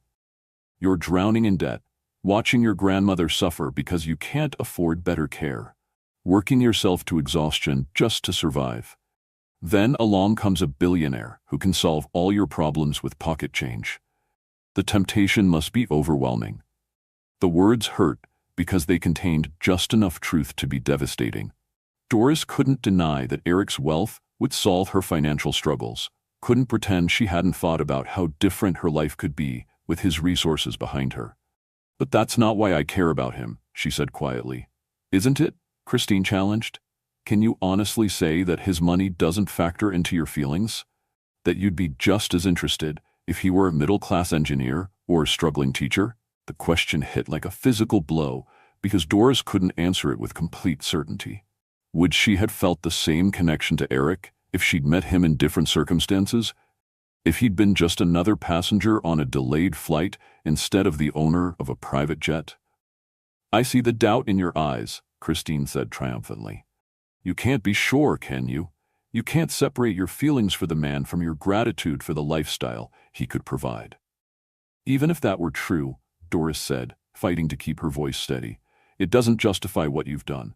The false accusations, the manufactured business crisis, the threats against my grandmother, that's not protection, Christine. That's obsession. It's love, Christine replied simply. I love Eric more than you ever could because I love him enough to sacrifice everything for his well-being, including my own happiness. You're sacrificing his happiness too, Doris pointed out, and his trust. When he finds out what you've done, he won't find out, Christine interrupted, because you're going to take the money and disappear. You're going to break his heart cleanly and completely, and then you're going to live a comfortable life far away from him. The sedan pulled to a stop outside Mount Sinai Hospital. Through the tinted windows, Doris can see the familiar entrance where she'd spent countless hours caring for patients, where she'd found peace in the quiet chapel during her most difficult moments. This is your last chance, Christine said, pulling out the bank draft again. Take the money, break up with Eric convincingly, and everyone goes home happy. Refuse, and I'll destroy everything you care about. Eric's company, your grandmother's safety, your own career and reputation. Doris stared at the check, the numbers blurring through tears she refused to shed. $500,000. Security for her grandmother, freedom from debt, the ability to help other people without constantly worrying about her own survival. All she had to do was break the heart of the man who had shown her what love could feel like. I need 5 minutes alone with him, she said finally. To say goodbye? To tell him the truth about what kind of person you really are. Christine's expression hardened. That would be unwise. Maybe, but it would be honest. Doris met Christine's cold blue eyes directly. Something you stopped being a long time ago. She got out of the sedan before Christine could respond, walking toward the hospital entrance with legs that felt like they might give out at any moment. Behind her, she could hear the car window rolling down. Remember what's at stake, Christine called after her. And remember that I always keep my promises. A hospital lobby was busy with the usual mix of visitors, medical staff, and patients, but Doris barely saw them as she made her way toward the chapel. Her mind was spinning with impossible choices and devastating consequences. Tell Eric the truth and risk Christine's retaliation against everyone she loved. Take the money and break his heart, but keep everyone safe. try to fight back, and potentially lose everything anyway. The chapel was exactly as she remembered. A small, peaceful space with simple wooden pews and soft lighting that invited contemplation. Eric was already there, sitting in the front row with his head in his hands, and when he looked up at the sound of her footsteps, she could see the strain of the last few hours etched in his features. Doris. He stood immediately, relief and concern warring in his expression. Are you all right? You sounded strange on the phone. She walked toward him slowly, memorizing every detail of his face. The green eyes that had seen straight through her defenses, the mouth that had whispered her name like a prayer, the strong hands that had held her with such reverent tenderness. I'm okay, she lied, but we need to talk about Christine. Eric's jaw tightened. What has she done? Instead of answering immediately, Doris moved closer until they were standing just inches apart. This might be the last time she was ever this close to him, the last chance to touch him, to breathe in his scent, to feel the warmth of his presence. She offered me money to disappear from your life, Doris said quietly. $500,000 to sign a non-disclosure agreement and never contact you again. Eric's face went white. She what? She's been manipulating everything. The business crisis that separated us, the false accusation this morning, probably even the photos that started circulating. She's orchestrated all of it to break us apart. That's impossible, Eric said, but his voice lacked conviction. Christine wouldn't. She's my oldest friend, my business partner. She would never. She would and she did. Doris interrupted gently. She told me herself she's been in love with you for 15 years, and she sees me as a threat to everything she's built with you. Eric sank back into the pew as if his legs had given out. 15 years. All this time she's been. He looked up at Doris with anguished eyes. What else did she say? Doris hesitated, knowing that her next words would shatter his world completely. She threatened you, your company, your reputation, your freedom. And she threatened my grandmother, said that nursing homes were dangerous places where accidents could happen. The color that had returned to Eric's face drained away again. She threatened your grandmother? If I don't take the money and disappear, she'll escalate. She'll destroy everything we both care about.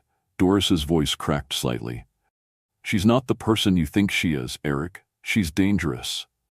Eric stood abruptly, pacing to the small altar at the front of the chapel.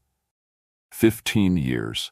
15 years of friendship, of trust, of building something together, and it was all. He turned back to her, his expression a mix of fury and devastation. She's been lying to me about everything. I'm sorry, Doris said softly. I know how much you trusted her. Don't apologize, Eric said fiercely. You're not the one who betrayed 15 years of friendship. You're not the one who made false accusations and threatened innocent people.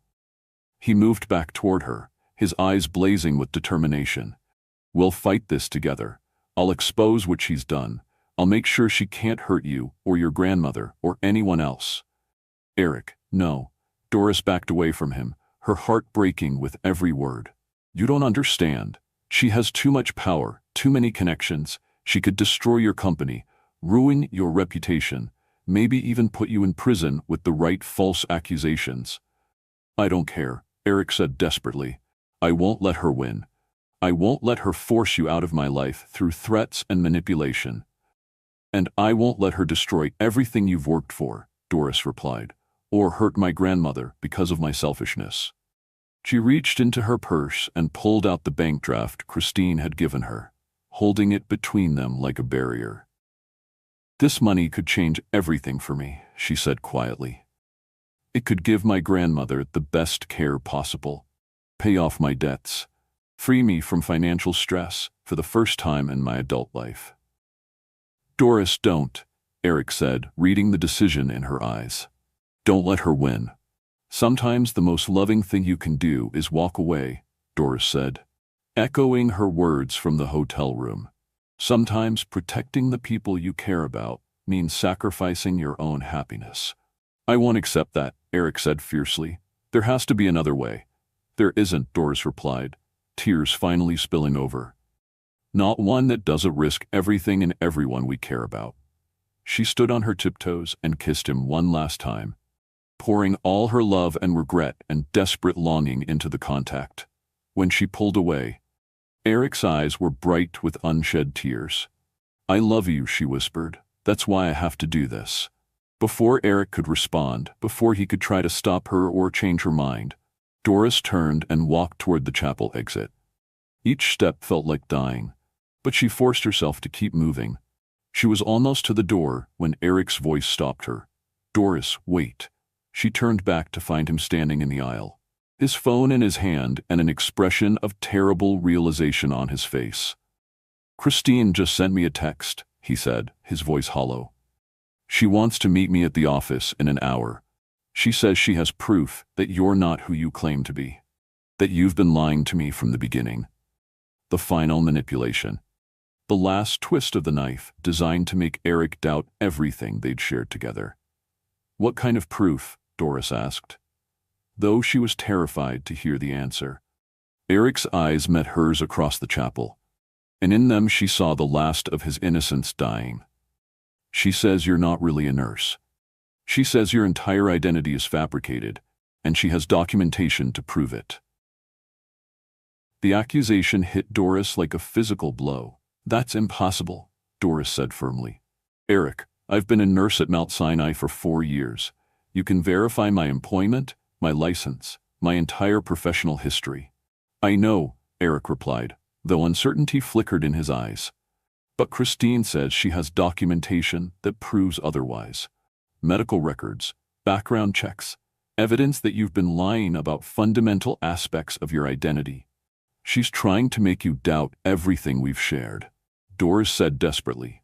"She wants you to question not just me, but your own ability to judge people. It's the perfect manipulation. Even if I prove I'm exactly who I say I am, she'll have planted enough doubt to poison our relationship." Eric stared at his phone, rereading Christine's message. "She wants to meet at my office. She says the evidence is too sensitive to discuss anywhere else." "Don't bow," Doris said immediately. "Whatever she's planning, whatever fake documentation she's created, it's designed to hurt both of us." "I have to," Eric replied, though his voice was heavy with dread. "If there's even a chance that what she's saying is true, you'd rather believe I'm a fraud than face the possibility that your oldest friend has been lying to you for 15 years. The question hung between them like an accusation. Eric's face went pale as he realized what his doubt was revealing about his priorities. "I don't think you're a fraud," he said weakly. "But I need to know what she thinks she's discovered. I need to understand why she's so convinced that you're dangerous." "Because she's obsessed with you," Doris said, tears of frustration stinging her eyes. "Because she spent years waiting for you to notice her romantically, and she can't accept that you found someone else. She'd say anything, fabricate anything to make you doubt me." Eric's phone rang, Christine's name flashing on the screen. He stared at it for several rings before answering. Christine. Even from across the chapel, Doris could hear the urgency in Christine's voice as it spilled through the speaker. "Eric, thank God. Where are you? I have information about your nurse that you need to see immediately." "I'm at Mount Sinai Hospital," Eric said, his eyes never leaving Doris's face. "Perfect. That makes this even more convenient. I'm pulling up to the hospital now with the documentation. Meet me in the lobby." "She's here?" Eric asked, surprised. "I've been following your little girlfriend all morning," Christine said coldly, "making sure she doesn't disappear before you learn the truth about who she really is." The line went dead, leaving Eric and Doris staring at each other in the sudden silence of the chapel. "She followed me," Doris said, her voice hollow with realization. "She's been tracking my movements, orchestrating every moment of this confrontation." "Come with me," Eric said suddenly. "Whatever she thinks she's discovered, we'll face it together. If you're telling the truth about who you are, her evidence will prove that. If she's lying, then you'll finally see what kind of person she really is," Doris finished. They walked through the hospital corridors, side by side, and Doris couldn't help but notice how different this felt from the first time they'd met. Then, she'd been lost and exhausted, grateful for his unexpected kindness. Now she felt like she was walking toward an execution, with the man she loved as both her judge and fellow victim. The lobby was crowded with the usual mix of visitors and medical staff, but Christine stood out like a beacon of expensive perfection. She was dressed in a tailored business suit that probably cost more than Doris made in a month, and she carried a leather briefcase that looked official and intimidating. "Eric," Christine said, moving toward them with predatory grace, "I'm glad you decided to hear the truth." Her eyes shifted to Doris, and her smile was sharp enough to cut glass. Miss Morgan, or should I say Miss Freeman, the use of her grandmother's surname made Doris's blood run cold. "What are you talking about?" "I'm talking about the fact that there's no Doris Morgan," Christine said, opening her briefcase with theatrical precision. "At least, not one who matches your description and background." She pulled out a stack of official-looking documents and handed them to Eric. Birth certificate for one Doris Freeman, born in Buffalo, New York. Death certificate for the same Doris Freeman, who died of leukemia at age 7. Eric's face went white as he stared at the documents. "What is this?" "Identity theft," Christine said triumphantly. "Your girlfriend has been using a dead child's identity for her entire adult life. The real question is why, and what else she's been lying about." "That's insane," Doris said, her voice shaking with outrage. "My name is Doris Morgan. I was born Doris Freeman, yes, but I legally changed my name to my stepfather's surname when my mother remarried. It's a matter of public record." "Really?" Christine's smile was victorious. "Because I couldn't find any record of such a name change. No legal documentation, no court filings, nothing that would legitimize your current identity." She pulled out another set of documents. And here's the really interesting part. The nursing license for Doris Morgan was issued based on fraudulent credentials. The real Doris Freeman's educational records were somehow transferred to your assumed identity. Eric looked up from the papers, his expression unreadable. "Is this true?" "Of course it's not true," Doris said desperately. "Eric, this is exactly what I warned you about. She's fabricated all of this to make you doubt me." "Then explain these documents," Christine said, pressing her advantage.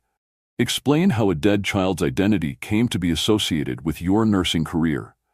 Doris felt the world tilting around her as she realized the sophistication of Christine's deception. The documents looked official, complete with government seals and official signatures. Someone with enough money and connections could potentially fabricate such convincing evidence. "I can't explain documents I've never seen before," Doris said, her voice growing stronger. "But I can prove who I am.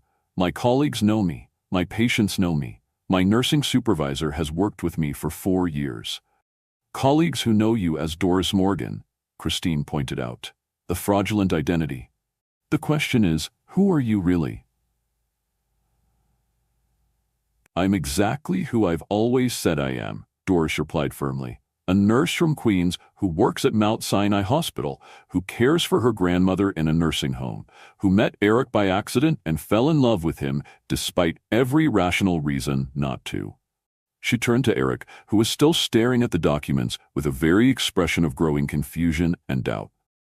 "Eric, look at me," she said urgently. "Look into my eyes and tell me what you see. Do I look like someone who's been living a lie for years? Do I seem like someone capable of the kind of elaborate deception Christine is describing?" Eric raised his eyes to meet hers, and for a moment, she saw recognition there, the same connection they'd felt from the very first moment on his jet. But then his gaze shifted back to the documents, and doubt crept back in. "I want to believe you," he said quietly. "But these documents can be fabricated by someone with enough money and motivation," Doris finished. "Christine, show him the real proof. Show him the bank account you opened to bribe me. Show him the texts where you threatened my grandmother. Show him the evidence of how you manufactured the business crisis and the false sexual assault accusation." Christine's composure slipped for just a moment, but she recovered quickly. "I don't know what fantasies you've concocted, but I'm not the one with fabricated documentation." "Then let's verify everything right now," Doris said, pulling out her phone. "Let's call Mount Sinai's HR department. Let's contact the New York State Board of Nursing. Let's review my employment history, my patient care records, my entire professional background." "That won't be necessary," a new voice said behind them. They all turned to see Dr. Patricia Williams, the chief of nursing at Mount Sinai. Approaching with a concerned expression, she was flanked by 2 hospital security guards, and her presence immediately changed the dynamic of the confrontation. "Miss Morgan," Dr. Williams said, her voice professional but warm, "I understand there are questions being raised about your credentials?" "Dr. Williams," Doris said, relief flooding through her voice, "yes, this woman is claiming my nursing license is fraudulent, that my entire identity is fabricated." Dr. Williams looked at Christine with the kind of professional skepticism that came from years of dealing with difficult situations. "And you are?" "Christine Cross," Christine replied, her confidence wavering slightly in the face of medical authority. "I have documentation that proves." "That proves nothing." Dr. Williams interrupted firmly. "Miss Morgan has been an exemplary nurse on our cardiac unit for 4 years. Her credentials are impeccable. Her patient care is outstanding, and her professional integrity is beyond question." She turned to Eric, whose expression was shifting from confusion to dawning realization. "I don't know who you are, sir, but I can assure you that any questions about Miss Morgan's identity or qualifications are completely unfounded." "But the documents," Eric said weakly, holding up Christine's papers, "can be easily fabricated," Dr. Williams said dismissively. "In my experience, people who question the credentials of excellent healthcare workers usually have ulterior motives." Her gaze shifted back to Christine, and her expression grew stern. "I'm going to ask you to leave hospital property immediately. If you continue to harass our staff with false accusations, we'll be forced to involve law enforcement." Christine's carefully constructed facade was crumbling. Faced with official contradiction of her fabricated evidence, surrounded by hospital security, her desperation was becoming visible. "This isn't over," she said to Doris, her voice low and threatening. "I offered you the easy way out. Now you'll have to deal with the consequences." "Actually," Eric said, his voice cold with fury, "I think you're the one who's going to deal with consequences." He pulled out his phone and began dialing. "Hello, this is Eric Snow. I need to speak with my attorney immediately. I want to discuss filing charges for harassment, defamation, and conspiracy." Christine's face went white. "Eric, you don't understand." "I understand perfectly," Eric replied, his green eyes blazing with anger. "I understand that you spent months, maybe years, planning elaborate schemes to manipulate my personal life. I understand that you made false accusations against me with the police. I understand that you threatened an innocent elderly woman. And I understand that you just tried to destroy the reputation of the woman I love with fabricated documents." The word love hung in the air between Eric and Doris, and despite everything that had happened, she felt her heart skip with hope. "Eric, please," Christine said desperately. "Everything I did was to protect you, to protect us, to protect what we've built together." "What we built together was based on your lies," Eric replied. 15 years of friendship, of trust, of partnership, all of it tainted by your obsession and manipulation." He turned to Doris, his expression softening. I'm sorry I doubted you, even for a moment. I'm sorry I let her poison what we have with her twisted games." "You don't have to apologize," Doris said softly. "She's very good at manipulation. She almost convinced me to take her money and disappear." "Almost?" "I couldn't do it," Doris admitted. "I couldn't walk away from what we have, even to protect it. Some things are worth fighting for, even when the odds are impossible." Eric's response was to frame her face with his hands and kiss her with desperate tenderness, pouring all his relief and love and determination into the connection between them. When they finally broke apart, Christine was gone, escorted away by hospital security, leaving only the echoes of her threats behind. "What happens now?" Doris asked. "Now we fight back," Eric said firmly. "Together, we expose what she's done, we protect your grandmother, and we build something real that can't be destroyed by lies and manipulation." "And if she escalates? If she follows through on her threats?" Eric's smile was grim but determined. "Then she'll discover that I can be just as ruthless as she is when someone threatens the people I love." As they stood together in the hospital lobby, surrounded by the ordinary chaos of medical life, Doris felt something she hadn't experienced in years. Hope. Not just for her own future, but for the possibility that love really could conquer even the most sophisticated obstacles. But even as Eric made calls to his legal team and began the process of bringing Christine to justice, Doris couldn't shake the feeling that their victory was too easy, too complete. Christine Cross had spent 15 years planning and scheming to make Eric hers. Would she really give up so easily? As if summoned by her doubts, Doris's phone buzzed with a text from an unknown number. "Enjoy your victory. It won't last long. Some games have more players than you realize." Before she could show Eric the message, before she could voice her growing unease, her phone rang with a call that made her blood freeze. "Miss Morgan?" The voice was professional, clinical, and terrifying. "This is Riverside Care Facility. I'm afraid there's been an incident with your grandmother. You need to come immediately." Doris felt the world tilt sideways as Christine's threat suddenly became horrifying reality. "What kind of incident? Is she hurt? Is she—" "She's stable for now," the voice interrupted. "But she's had what appears to be a severe reaction to her medication.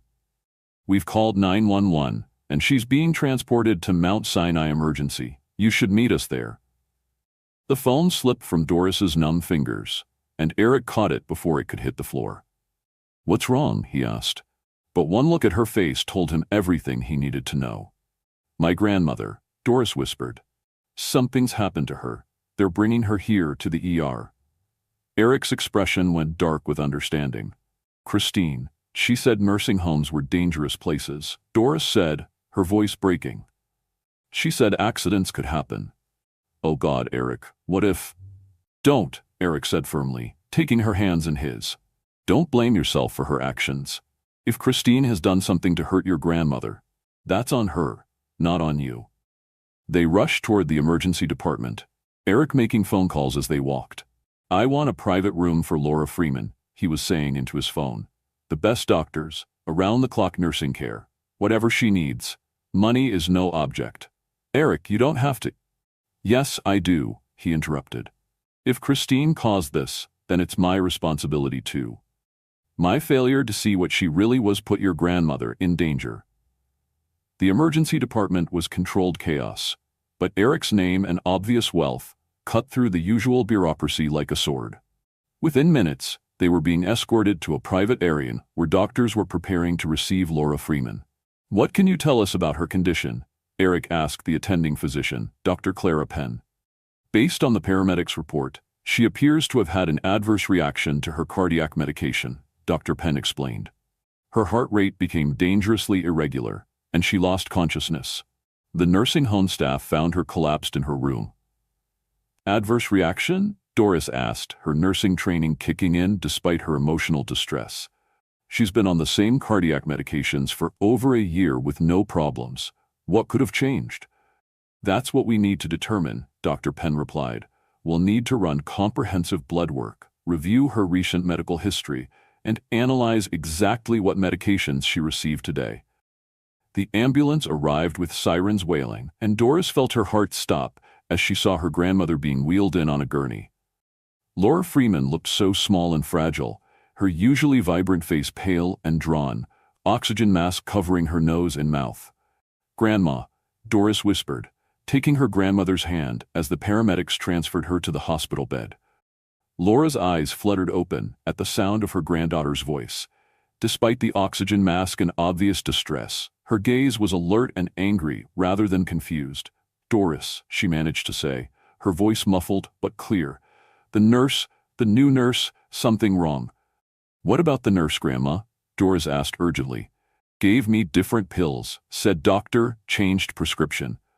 Laura's breathing was labored, but her message was clear. "Didn't look right. Tried to tell them." Dr. Penn looked up sharply. "She's saying someone gave her different medication than usual?" "That's what it sounds like," Eric said grimly. He was already dialing his phone again. "I'm calling my attorney.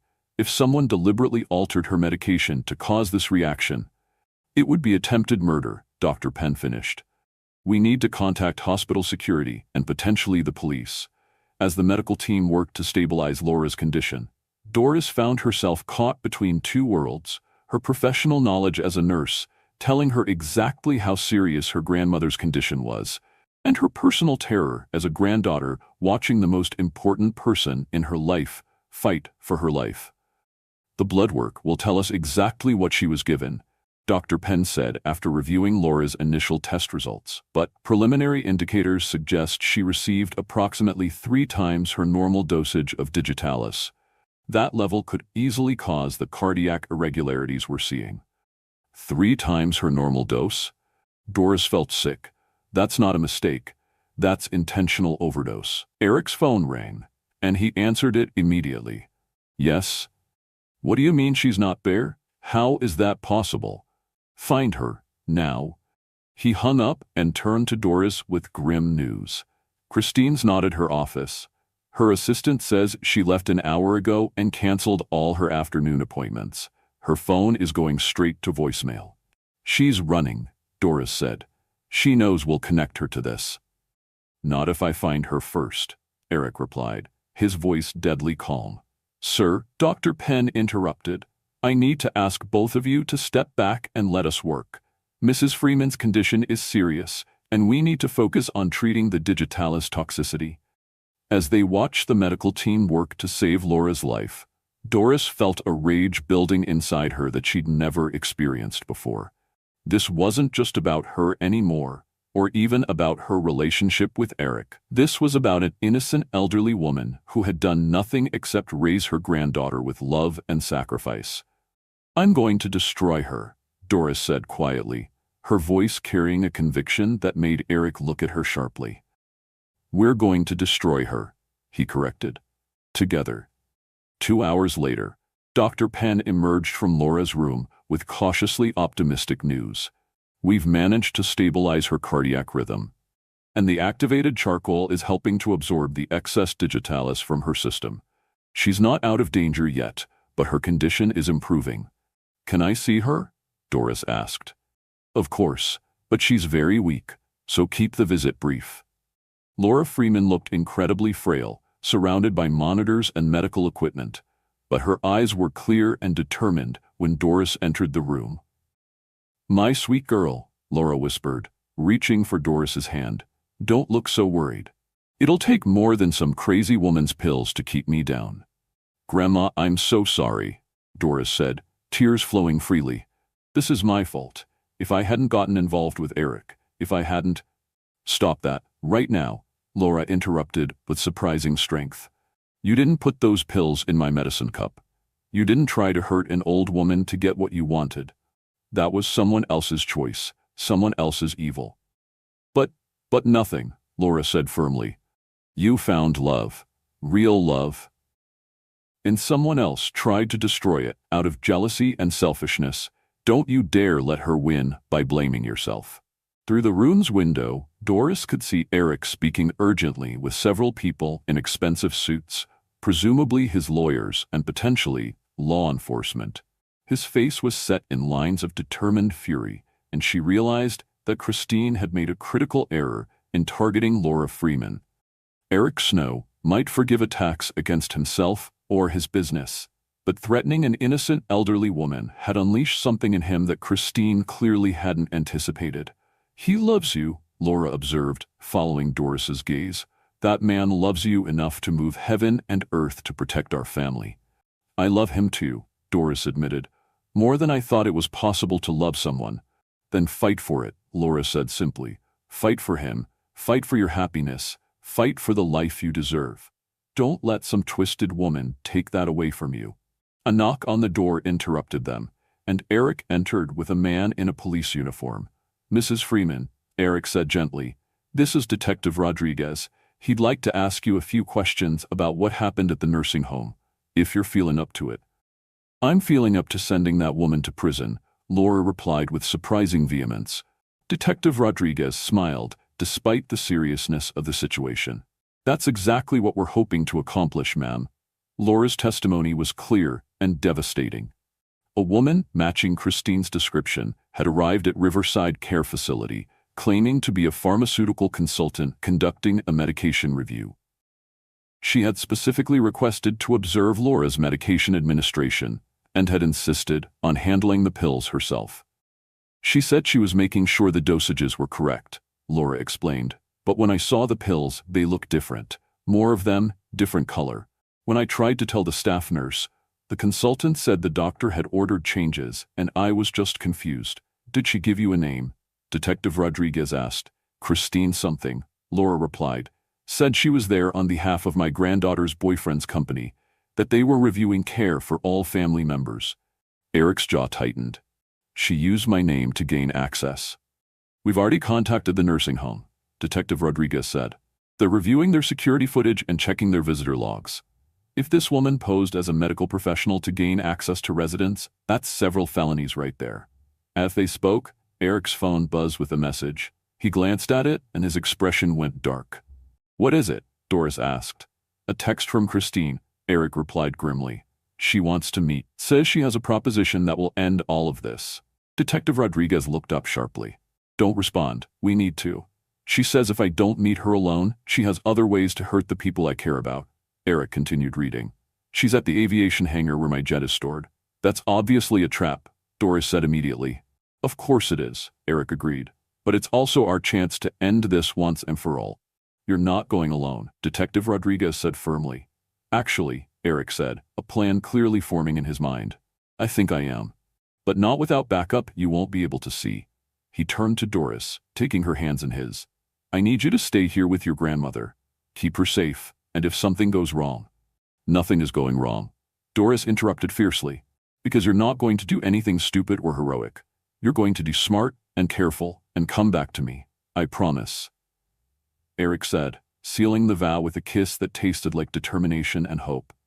As Eric left to face Christine's final gambit, Doris sat beside her grandmother's bed and tried to have faith that love and justice would triumph over obsession and manipulation. But she couldn't shake the feeling that Christine Cross had one more devastating surprise in store for them. An hour later, Eric's phone went dead just as he was calling to update them on his arrival at the hangar, and Doris's world once again tilted toward chaos. Something's wrong, she told Detective Rodriguez. Eric wouldn't just stop communicating. We have units en route to the hangar, the detective assured her. But Miss Morgan, you need to stay here where it's safe. Doris looked at her grandmother, who was sleeping peacefully for the first time since the crisis began. Then at the detective, who was coordinating with his team. Then at the hospital window that showed the city where Eric was facing unknown danger. The choice should have been easy. Stay safe, stay with Laura, let the professionals handle the situation. But as another hour passed with no word from Eric, no updates from the police, and no response to any calls or texts, Doris realized that staying safe wasn't an option. Not when the man she loved might be in mortal danger because of his connection to her. I have to go, she told the detective. Absolutely not. It's too dangerous.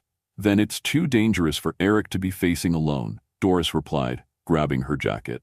I'm a nurse. If he's hurt, if anyone's hurt, you'll need medical assistance on scene. Before Detective Rodriguez could stop her, Doris was running through the hospital corridors toward the exit, her heart pounding with terror and determination. She was going to save the man who had already saved her in every way that mattered, even if it killed her.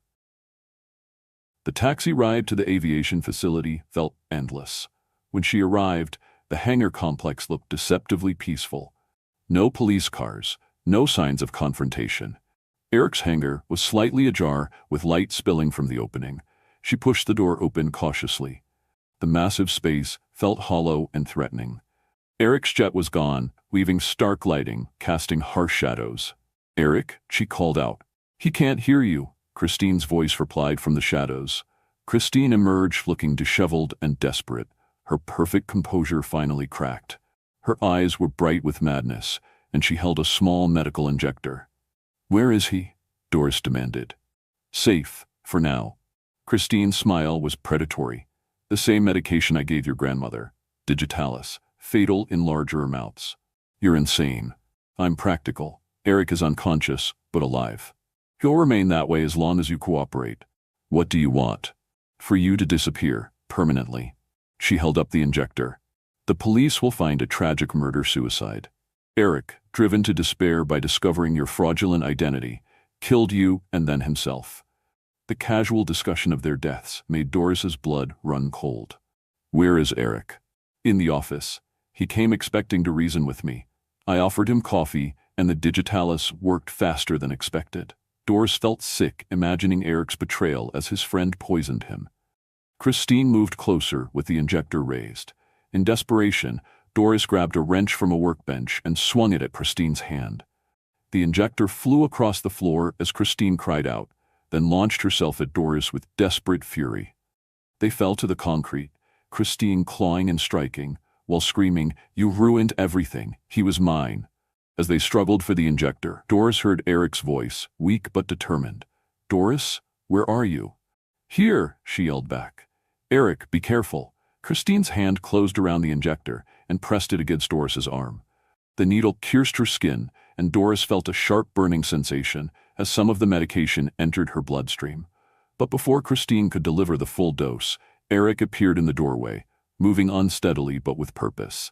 "Get away from her," he commanded. "Eric, you don't understand," Christine said desperately. "She's using you." "The only person who's been manipulating me is you," Eric replied. 15 years of lies, Christine." "I love you," she said desperately. "Love doesn't try to murder innocent people," Eric said sadly. Sirens filled the air as police arrived. Christine made one last lunge for the injector, but Eric intercepted her attack. When they separated, Christine was unconscious, and Eric was bleeding from his forehead. "Are you hurt?" Eric asked urgently, pulling Doris into his arms. "She injected me, but I don't think she got much in," Doris said, examining the puncture wound. "We need to get you to a hospital," Detective Rodriguez said. At Mount Sinai, both Eric and Doris were cleared after observation. The minimal digitalis in Doris's system hadn't caused harm. Laura Freeman was awake and demanding to know why her granddaughter looked disheveled. After hearing the abbreviated version of events, Laura asked, "So when are you two getting married?" "Actually," Eric said, reaching into his jacket pocket, "I've been carrying this around since our second day together." He pulled out a small velvet box and dropped to one knee beside Laura's bed. "I know this is crazy. We've only known each other for 3 days of absolute insanity. But what I feel for you is real and permanent and stronger than anything I've ever experienced." The ring was stunning, but elegant. Beautiful without being ostentatious. "Doris Morgan, will you marry me? Will you let me spend my life proving that what we found is worth everything we went through to protect it?" Through tears of joy, Doris managed to say, "Yes." As Eric slipped the ring onto her finger and Laura cried happy tears, Doris realized that sometimes the most important journeys began with the simplest mistakes. "I love you," she whispered against his lips. "I love you too," he replied, "forever and completely." 6 months later, they married in the hospital chapel, where they'd first confronted Christine's manipulation, surrounded by Laura, fully recovered, and their friends and colleagues. As sunrise painted the hospital room in gold and hope, Eric traced her face with gentle fingers. "You really were the key to everything I was missing." Doris smiled. "Sometimes the best flights are the ones you never meant to take." The woman who had mistakenly boarded the wrong plane had found her way home at last, and the man who had avoided real connection had discovered that love was the greatest adventure of all. Together, they would soar higher than any jet could take them, guided by hearts that had found their true north in each other. Some mistakes were actually miracles in disguise.